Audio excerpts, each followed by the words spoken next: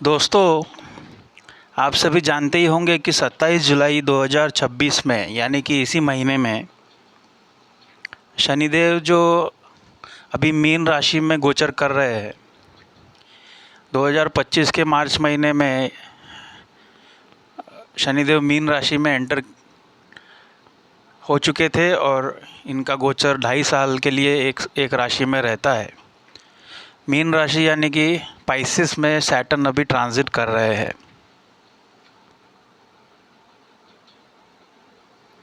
तो देखिए, यहाँ पे मैंने 12 नंबर लिखा है, उसके ऊपर SA लिखा है, मतलब सैटर्न। और यहाँ पे मीन राशि 3 नक्षत्रों से मिलके बनती है। ठीक है दोस्तों, पूर्वा भाद्रपद, उत्तरा भाद्रपद और रेवती, तभी रेवती नक्षत्र तक शनिदेव पहुँच चुके हैं। तो जो लोग मुझसे फेसबुक पे जुड़े हैं तो वो जानते हैं कि मैंने एक फेसबुक पे एक आर्टिकल लिखा है। तो वो आर्टिकल आप पढ़िए, आपको बहुत अच्छा लगेगा। शनिदेव के वक्री होने के पहले ही ये जो एनर्जी है, ये इतनी इंटेंस एनर्जी है कि आप लोगों ने देखा होगा कि जुलाई महीने में ही या जून महीने में ही बहुत लोगों के नौकरियों में जॉब चेंज होना, जॉब छूट जाना, क्योंकि ये छूटने का नक्षत्र है। ये मीन राशि का ये आखिरी नक्षत्र है, इसमें चीज़ें छूटती है। ये मई महीने में जब शनिदेव रेवती नक्षत्र में एंटर किए थे, तो इसको हम लोग एक अलग अप्रोच से इसको हम लोग देखने की कोशिश करेंगे। ये ऐसे नहीं देखेंगे कि रेवती नक्षत्र जो है वो बुध का नक्षत्र है, फिर वो बुध का जो मरकरी जो है वो कौन से लॉर्ड है, ये सब हम नहीं देखेंगे। हमको ये देखना है कि मीन राशि में जब शनिदेव जब ऐसे ट्रांजिट कर रहे हैं, तो पहले उनको पूर्वा भाद्रपद, फिर उत्तरा भाद्रपद और फिर रेवती नक्षत्र मिला है। तो इसमें मैं भृगुनंदी नाड़ी का भी वो भी स्टाइल यूज़ करके आपको चीज़ें कैसे होने वाली है वो मैं आपको बताने की कोशिश करूँगा।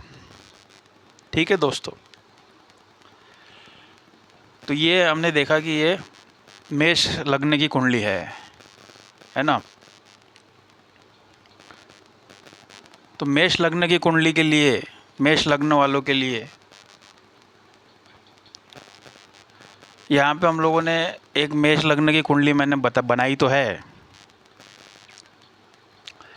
तो हम लोग एक काम करते हैं कि हर लग्न का हम लोग एक एक छोटे छोटे वीडियोस में डालूँगा और कोशिश करूँगा डालने की।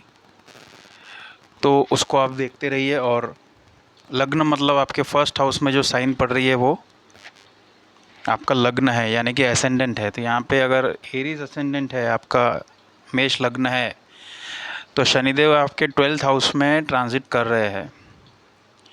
अब देखिए, यहाँ पे सटीक प्रेडिक्शन तो तब निकलता है जब आपका पर्सनल चार्ट हम लोग देखते हैं। लेकिन अभी फ़िलहाल के लिए समझिए कि सैटर्न का जो ट्रांजिट है वो 12th हाउस में है। वो कैसे रिज़ल्ट दे रहा है उसके लिए अलग वीडियोस है, वो देखिए आप। लाइव में भी मैंने बताया है कि वहाँ पर जो प्लैनेट होंगे, उसके त्रिकोण में जो प्लैनेट होंगे, या सैटर्न से 10th हाउस में जो प्लैनेट है उसके रिजल्ट्स मिलते हैं आपको, वो मिल रहे होंगे। बट जनरल वे में अगर हम लोग चार्ट के हिसाब से देखेंगे तो मुझे नहीं पता कि आपके मीन राशि में कौन से प्लैनेट है। लेकिन इतना पता है कि रेवती नक्षत्र में, यानी कि लास्ट आखिरी चरण में शनिदेव आके वक्री हो रहे हैं। तो बहुत सारी चीज़ें आपकी छूटी है। अब वो मीन राशि आपके 12th हाउस में पड़ रही है, मेष लग्न के लोगों की बात कर रहा हूँ। तो 12th हाउस जो है वो आपका जिन चीज़ों का है, तो इसमें क्या होगा 27 जुलाई के बाद, अभी भी हो सकता है कि आपने जून या जुलाई महीने में आपने आपका गाड़ी का कोई टायर वगैरह आपका ख़राब हुआ होगा, उसमें टायर चेंज करना, टायर ट्यूब, गाड़ी का कुछ रिपेयरिंग करना, मैकेनिक के पास जाके एक्सपेंडिचर होना, एक्सपेंडिचर करियर के इस पे भी, ओवर एक्सपेंडिचर आपका कोई जैसे इंटरव्यू के लिए जा रहे हैं तो उसके लिए भी एक्सपेंसेस होता है ना। तो भी यहाँ पे क्या होगा कि ये हुआ होगा, देखो जून जुलाई में आपने देखा होगा कि आपका कबाड़ जमा करना आपने शुरू कर दिया होगा टेरेस के ऊपर या कहीं भी घर में स्टोर रूम में, है ना। आप देख रहे हैं कि कबाड़ बढ़ रहा है, जाले लगना शुरू हो गए, ज़्यादा है। और सबसे बड़ी बात क्या है, सैटर्न रेट्रो होने के 1-2 महीने पहले से ही नर्व्स में जॉइंट पेन होना शुरू हो जाता है। बॉडी में जितनी नसें हैं, नसों का दर्द होता है, घुटनों में दर्द, घुटनों से नीचे पैरों में, काफ मसल्स में भी पेन होता है। लेकिन स्पेसिफिकली मेष लग्न के लोगों के लिए क्या होगा इसमें कि जब पहले तो आपको ये देखना है कि मीन राशि में और उत्तर भाद्रपद में कौन सा प्लैनेट है, तो उसको क्रॉस करके जब शनि आगे बढ़ा है तो 2025 के सेकेंड हाफ में या 2026 में भी हो सकता है कि आपने कोई चीज़ों पे खर्चा किया है और वही खर्चा आपको फिर से करना पड़ेगा, ऐसी संभावना बहुत ज़्यादा बनते हुए आ रही है। हॉस्पिटल पे अगर खर्चा हुआ है तो वो खर्चा फिर से हो सकता है। कई बार ऐसा होता है कि कोई ऑपरेशन हमने किया होता है, उसका ऑपरेशन का फिर से रिपीटेशन हो जाता है। कई बार वो फिर से सेम ऑपरेशन, मतलब वो पहला सक्सेस नहीं हुआ तो डॉक्टर बोलता है फिर से करना पड़ेगा। ये सिचुएशन बनते हुए दिखती है। अब इसमें एक बहुत अच्छी बात यह है दोस्तों कि अगर, क्योंकि भृगुनंदी नाड़ी का सूत्र है कि वक्री ग्रह को हम कैसे पढ़ते हैं कि एक हाउस पहले हम लोग उसको पढ़ते हैं। तो आपको ये बहुत देखना इम्पोर्टेंट है कि कुंभ राशि में कौन सा ग्रह है। खास करके मेष लग्न वालों के लिए अगर कुंभ राशि में बुध है, मरकरी है, क्योंकि कुंभ राशि में अभी राहु गोचर कर रहे हैं, तो अगर कुंभ राशि में मरकरी है और ये सैटर्न 12th हाउस से ट्रांजिट कर रहे हैं, वो भी रेवती नक्षत्र में, और आप अगर चाहते हो कि आप फॉरेन सेटल होना अगर आप चाहते हो और उस किसी कारण से आपके डॉक्यूमेंट्स में अड़चने आ रही है, वीज़ा क्लियरेंस या कोई डॉक्यूमेंट रिलेटेड प्रॉब्लम, किसी भी तरीके का नेम चेंज होता है ना कि नेम चेंज के कारण प्रॉब्लम आती है, क्योंकि सैटर्न पीछे जा रहे हैं, वो मरकरी से मिलेंगे, राहु वहाँ पे है, तो आपका ये रिपीटेशन होता हुआ दिखता है कि हो सकता है कि आपको अपॉइंटमेंट नहीं मिल रहा है था या बार बार आपका रिजेक्शन में आ रहा था, तो फिर आपका क्लियर हो जाएगा। तो कहने का मतलब ये है कि जब शनिदेव वहाँ पे एंटर हुए हैं मीन राशि में 2025 में, तो जो चीज़ें वो सैटर्न डिलीवर नहीं कर पाए थे उसमें कुछ रिवीजन करवा के, आपको फिर से थोड़ा मेहनत करवा के, और कुछ चीज़ें जो छूट गई थी, स्किप हो गई थी, वो रिपीटेशन होके आपको मिलती हुई दिखती है इसमें, ये केस में। हालांकि यहाँ पे अगर जिनका सैटर्न राहु का कंजंक्शन है या शनि से नेक्स्ट हाउस में राहु है या शनि वक्री है किसी के चार्ट में, और उसके लिए थोड़ा सा ये ज़्यादा, इसको हम लोग कहते हैं कि रिपीटेशन एंड रिवीजन, ठीक है, एक कन्फ्यूजन रहेगा हर चीज़ में। अभी जैसे मैंने बात की फॉरेन सेटलमेंट के लिए या फॉरेन ट्रैवल के लिए, तो कन्फ्यूजन रहेगा कि जाना चाहिए नहीं जाना चाहिए, ठीक है। और अब जैसे मेष लग्न की बात है तो आपको ये भी देखना है कि उसका लॉर्डशिप क्या है। जैसे यहाँ पे मैं 10th हाउस और 11th हाउस का लॉर्डशिप सैटर्न के पास है और वो रेट्रो हो रहे हैं, तो पुराने किसी मित्र से मुलाकात होना, या हो सकता है कि आपको कोई फ्रेंड आपको बताए कि आप जॉब सर्च कर रहे हो और मेरे कंपनी में वैकेंसी है, तो वहाँ पे आपका अपॉइंटमेंट हो जाना। आपको यहाँ पे ध्यान रखना है अपनी हेल्थ के लिए, है ना। और क्योंकि कोई ऐसी डिजीज़ आपको हुई थी जिससे आप मुक्त हो गए थे, आपको लग रहा था कि आप मुक्त हो गए, लेकिन वो हो सकता है कि आपको पलट के आ जाए।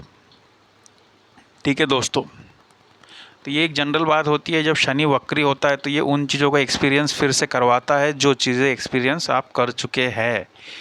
मतलब आपको लगता है कि वो चीज़ें हम लोगों ने एक्सपीरियंस की है, वो कंप्लीट हो चुकी थी, लेकिन वो फिर से पलट के आती है। कुछ पेंडिंग जो चीज़ें होती है वो पलट के आती है, और वो कहाँ पे रेट्रो हो रहा है, कौन से साइड में, वो देखना है। ठीक है।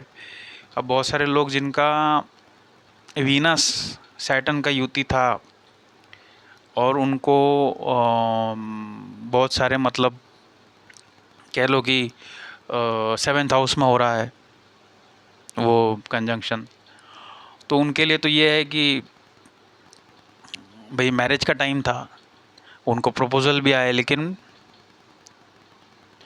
अब जैसे कन्या लग्न के लोग थे तो उन लोगों के लिए प्रपोज़ल आए, लेकिन वो फिर से उनके क्लियर नहीं हो चुके, किस कारण से, किसी कारण से वो प्रपोज़ल्स जो थे उसमें अड़चने थी, वो रिजेक्शन था लड़की वालों की तरफ से, लड़के वालों की तरफ से। जो ये अभी सैटर्न वीनस है तो लड़की वालों की तरफ से रिजेक्शन था, तो वो भी मैनिफेस्ट होता हुआ दिखता है, बशर्ते कि प्रॉमिस होना चाहिए।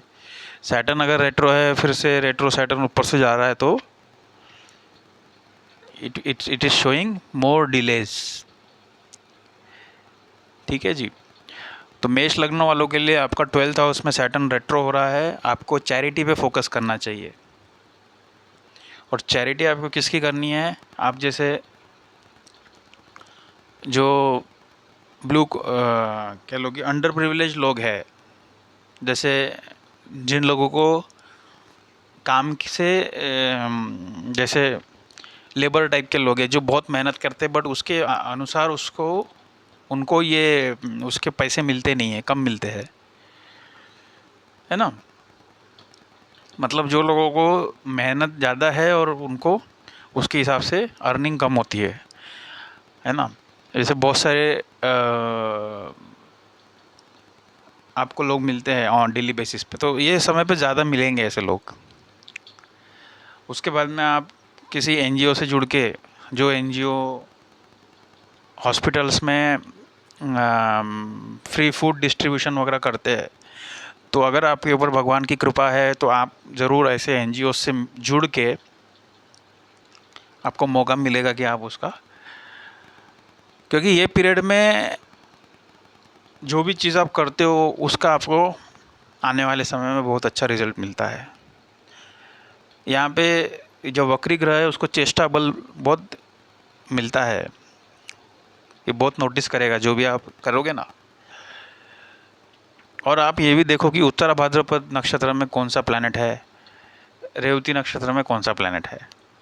मतलब इसको हम लोग नक्षत्र नहीं देख रहे, लेकिन वो ऐसा समझो कि स्टार्टिंग से वहाँ पे पूर्वा भाद्रपद, क्योंकि अभी सैटर्न बहुत आगे चले गए हैं, लगभग 20 डिग्री पे सैटर्न रेट्रो होने वाले हैं। तो 15 डिग्री पे, 18 डिग्री पे कौन सा है, कोई नहीं है, सैटर्न अलोन है। तो देखो कि कुंभ राशि में कौन सा ग्रह है सबसे पहले, एक्वेरियस में कौन सा प्लैनेट है। मान लो एक्वेरियस में आपका फॉर एग्ज़ाम्पल सन है और आपके चार्ट में गवर्नमेंट जॉब का योग है, ठीक है। और आपको जब सैटर्न 25 के पहले 2025 के पहले जब सन के ऊपर से जा रहा था, तब आपको गवर्नमेंट जॉब लगते लगते रह गई, या फिर वो एक कॉन्ट्रैक्चुअल था, ऐसा कुछ था।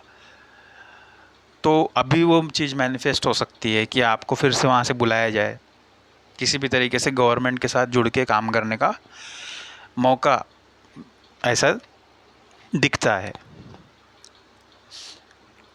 तो एक हाउस पहले अगर आपका मान लो एक्वेरियस में कोई प्लैनेट नहीं है, तो आपको ये देखना है कि आपका जेमिनाई या लिब्रा में कौन सा प्लैनेट है, ये भी आपको देखना है, क्योंकि ये त्रिकोण है।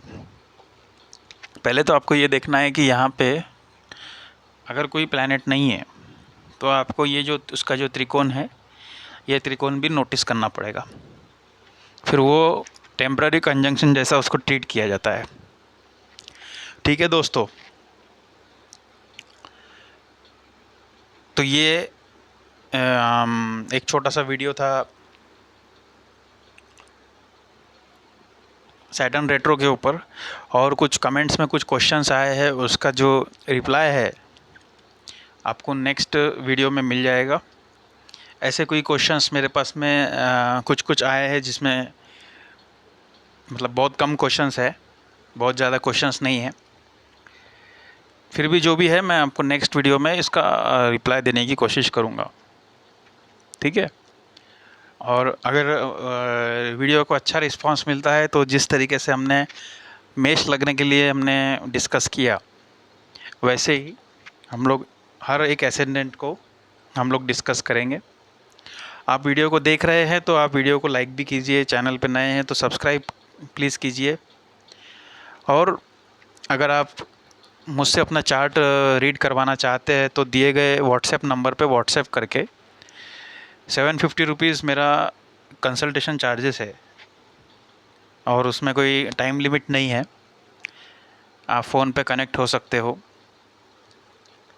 तो उसके लिए आपको बर्थ डिटेल्स होनी चाहिए, date of birth, time of birth और प्लेस ऑफ बर्थ। और अगर आपको इसमें जो चीज़ें हैं इसमें बिलीफ है तभी आप मुझे अप्रोच कीजिए। व्यर्थ का टाइम पास करने के लिए या परीक्षात्मक कुछ आपका अप्रोच है तो उसके लिए मैं आपको एंटरटेन नहीं कर पाऊँगा। ठीक है जी, ये सैटर्न रेट्रो में मेष लगने के लिए मैंने रेमेडीज़ भी बताने की कोशिश की। तो मीन राशि तो वैसे भी एनजीओ और ये 12th हाउस में, तो अगर ये करते हैं किसी तरीके से ऐसे सेवा, अगर फिज़िकल सेवा जिसको कहते हैं, तो फिज़िकली हम लोग अगर किसी ट्रस्ट या किसी चीज़ में जैसे अच्छे काम के लिए अगर सेवा कर सके तो इसका फल आपको आगे आने वाले समय में बिल्कुल मिलेगा ही मिलेगा। ठीक है जी, तो लेता हूँ अलविदा, नेक्स्ट वीडियो में मिलते हैं हम लोग। नमस्कार, धन्यवाद।